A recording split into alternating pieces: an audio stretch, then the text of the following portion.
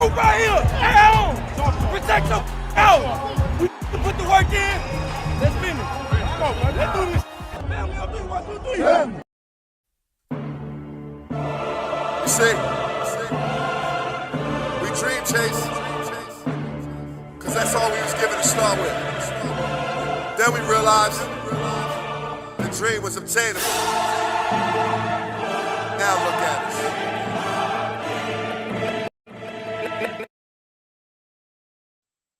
What's going on? Welcome back to the Main Thing Podcast Presents. I'm your man, Big Huss, the one you trust, bringing you all your Philadelphia Eagles latest. Look, the Eagles are gearing up to head into Lambeau Field for Monday Night Football against the Green Bay Packers, but they'll have to do it without a couple key starters, right? And maybe a surprise absence. We'll see. But Week 10 is critical test under the lights for our birds coming out of the bye, ready to keep this momentum going that we have. The NFC standings are tight right now, and the Eagles really can't afford to slip up. There are a bunch of 6-2 teams in the hunt, so each game is paramount, right? Health and depth can make all the difference, but we'll see how it goes. Before we talk about the 1s and 2s and really jump into things, please make sure that you're liking, commenting, and subscribe to the channel so you don't miss when me and Mr. Owen drop these new videos on y'all. So we talk about some pieces that we could miss. Let's start with Cam Jurgens. He missed practice again this week, Thursday and Friday, still dealing with that knee injury, almost certain to miss Monday's game. So no Cam Jurgens. Brett Toth, he'll have to step up in his absence. Had a good first game as far as starting wise versus the Giants. Toth did really against a ferocious front four that the Giants hold with Sexy Dexy, you have Kayvon Thibodeau, Abdul Carter, Brian Burns. They have an elite rush, and Toth really held up in Cam Jurgens' absence, right? Now, Green Bay's defensive front they're pretty good, so it'll be another challenge, especially on that interior, and now I should say the edge too with the addition of Michael Parsons, but we'll watch how the Eagles adjust their protections and schemes and run calls with Toth, at the point. Now, depth concerns. The teams might also activate rookie Willie Lampkin from injury reserves just to kind of give us a bit more depth.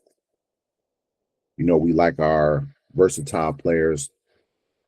Rookie Will Lampkin can play a little guard, play a little tackle, right? Play a little center. So versatility is key, and especially with us thin. Right? We got to get back healthy. So hopefully Willie can bolster the depth along that O-line. Now, is the offensive line depth starting to show cracks, or are the Eagles proving how strong their development pipeline is? Yeah, I mean, we've been known for great offensive line play now for the past few years, bolstering the top 3, if not number 1 O-line from year to year under Jeff Stoutman. He does a great job getting these young men together and getting them to perform to the best of their capabilities. So is it starting to become, not necessarily a weakness, but maybe a concern? Or once again, are we showing just how much depth that we have on this team? Now let's move on to Adoree Jackson.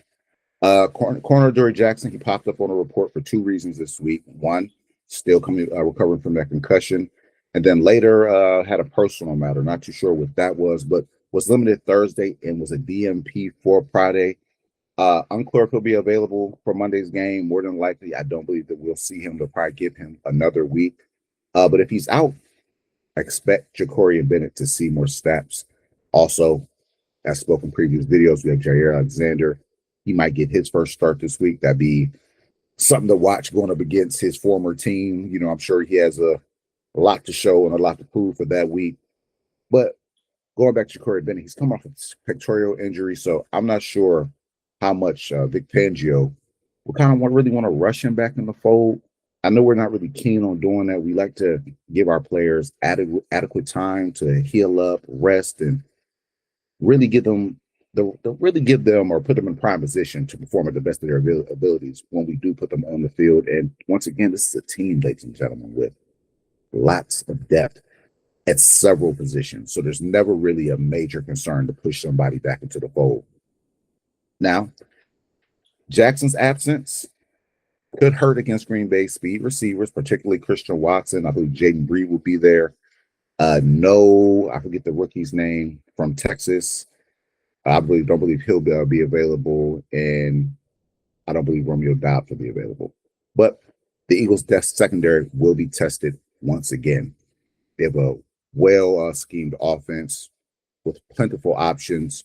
So, especially when the motions look heavy, the defense will be stressed. Now, even with the new addition of Jair Alexander, it would be nice to see him in the fold. But if we did not rush him onto the field, I would not be shocked. You want him to be out there. You want him to know the scheme and be an addition to the defense and not necessarily a liability. But between health and personal reasons, Jackson's availability could be a game time call. That uncertainty affects the entire defensive game plan. So we'll see how that moves along. We'll hear more things Saturday at 4 about who's active and not active. So keep your ears to the streets for that one. Now let's talk about some full participants and folks returning to the depth chart. It's good to see a few of these names on there because they've been in question, a little bit of question before. So let's start with AJ Brown, back in full effect. We'll have Batman out there. He was coming off a hamstring. There's Saquon Barkley we spoke of. We need say 2K. Okay, he was dealing with a groin. Jacorian Bennett we just spoke of. He was a full participant. Willie Lampkin, the rookie.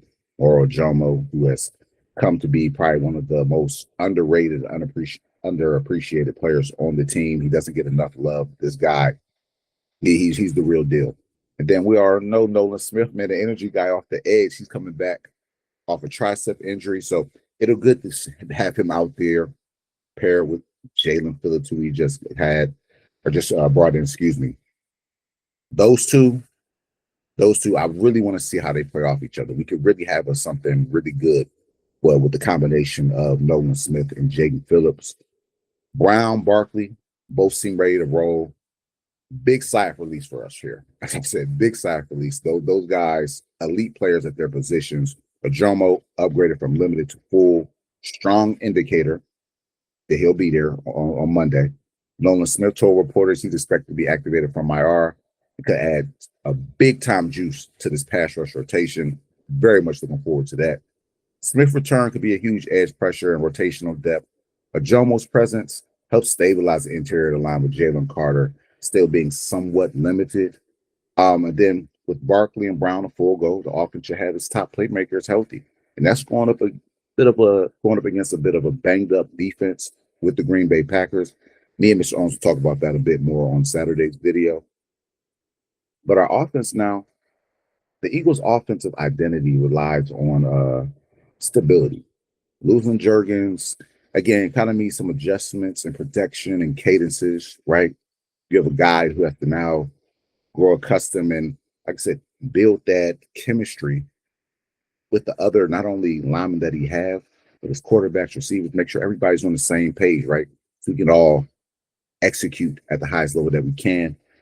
Brown and Barkley both being 100% gives the team the firepower to overcome some offensive line issues. I wouldn't be surprised if we use a little bit of quick game in this game on Monday.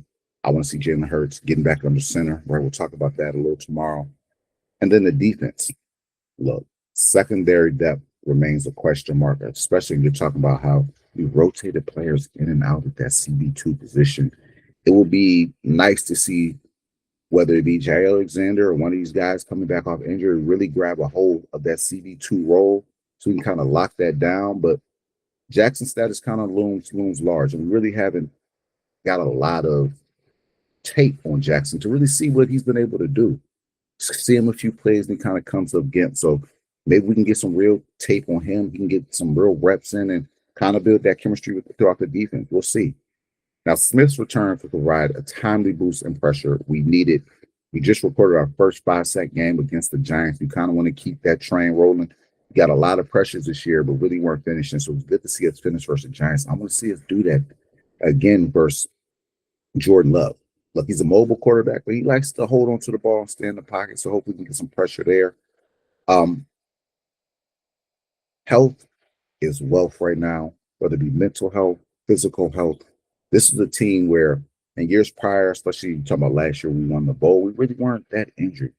The injury bug has kind of crept up on us a bit this year. So coming out of the bye and seeing some of these names as full participants going into Monday's matchup is a major, major plus. That's a positive. It's a long season. As much as it's about skill and talent and things of that nature, winning a Super Bowl is also about attrition. It's a long season. It's a lot of banging going on, you know. So getting healthy, definitely a boost for Philadelphia. Now, a couple matchups just before little teasers for tomorrow. Toth versus the interior D line. That has to be something that we watch for. The Eagles corners versus the receivers, especially if Jackson is out there in the fold. AJ Brown and Barkley's usage, I want to see. Look, the offense actually had some rhythm last game, right? We found a groove.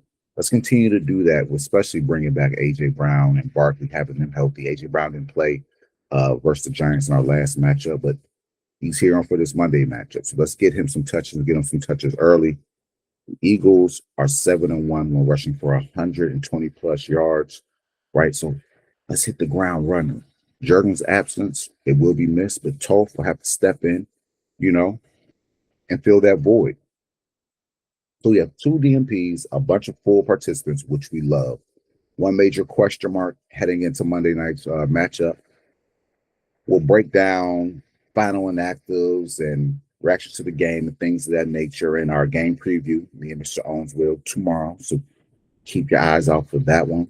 Hope everyone's having a great week. This is Fridays. So this will be the last injury report that we have that the Eagles have given. Monday's matchup is approaching. I hope everyone's having a great week till our next video. If you don't know, I go by Big Huss. Let's fly till we die. Till next time, ladies and gentlemen.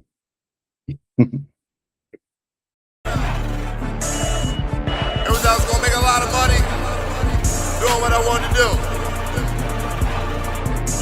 I went after it, and it was a struggle to achieve it. But you know what? I caught that bitch. Dream chasing.